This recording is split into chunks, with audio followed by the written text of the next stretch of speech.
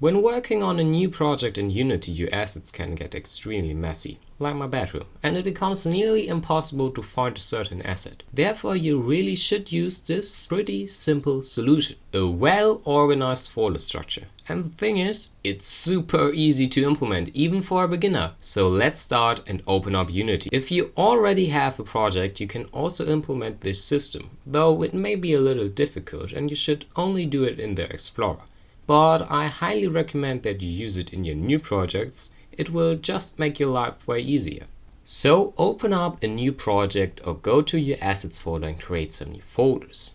3D models, animations, lighting, materials, music, prefabs, scenes, sound effects, scripts, terrain, and textures. Most of them are pretty self-explanatory. But you might ask yourself, why the fuck do I need a prefabs or a terrain folder? Well, here's the explanation. You put every game object that you made and don't want to be changed in any way into your prefabs folder. Another advantage of this is that you can easily change values of, for example, scripts by just clicking on the game object and changing the value you wanted to change. That way all the prefabs of this type that are spreaded in your game are changed as well in this certain value.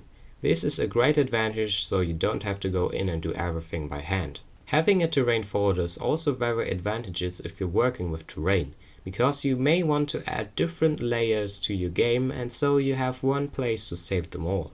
Obviously, you will maybe have to get even more diversified and make new subfolders in order to achieve maximum efficiency. For example, when you have made a lot of prefabs, then you could want to put them into smaller categories like environment or characters. There are probably many more categories you could come up with when working on your game, and you certainly should adjust this folder structure so you work with it the best. But I think this is a great overview for all the projects you may want to make in the future.